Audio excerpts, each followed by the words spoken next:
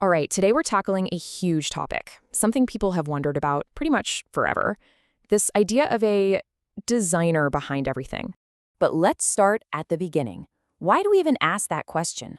What is it about the world around us and about our own lives that makes us look up and wonder, who's behind all this? Well, it really comes down to something pretty basic about us.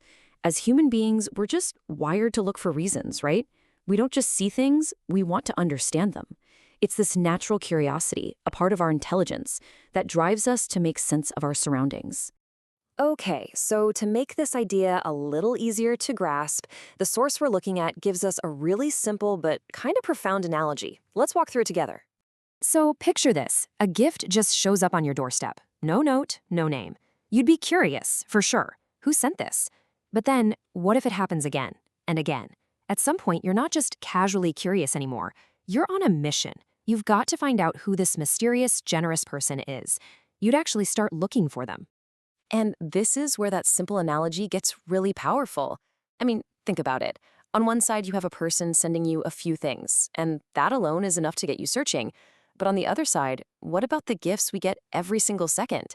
The air we breathe, the water we drink, the food we eat. These are constant, essential things that literally keep us alive. Which brings us to this quote from the source. The logic is pretty clear. If we would absolutely search for the sender of a few mystery packages, doesn't it seem kind of strange not to wonder about the source of the constant gifts that sustain our very existence? Okay, let's build on that with another idea, a different way to look at it. This time, we're shifting from thinking about gifts to thinking about art. You know, this really makes you think. If you're standing in a museum looking at some incredible painting and there's no signature, you'd immediately wonder, wow, who made this? The absence of a name almost makes you look for the artist even more, doesn't it? Okay, but now let's turn that exact same question on ourselves. We can admire a painting, but what about the sheer artistry of your own hands? The mechanics of your feet, the unbelievable complexity of your eyes. I mean, these are incredible feats of design. So who's the artist behind that masterpiece? And this brings us to a really central idea. What if the signature isn't missing at all?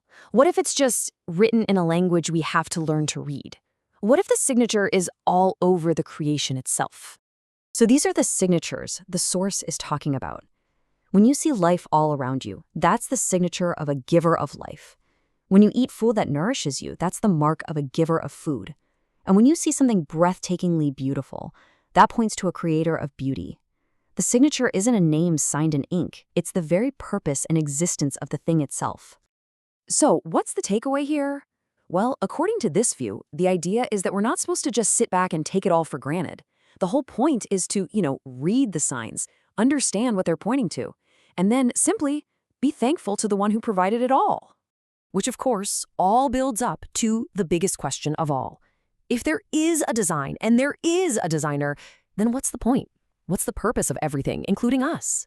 And the source gives a very direct answer to that, drawing from the Quran. It says our purpose, the whole reason we're here, is to know and to worship the Creator. It suggests that the entire universe, with all its amazing designs and signatures, is basically an open invitation for us to recognize where we come from and fulfill that purpose. So I'll just leave you with this one last question to chew on. If everything around you, every one of those anonymous gifts, every unsigned masterpiece, every single breath you take is part of one big continuous message, what do you think it's trying to say to you?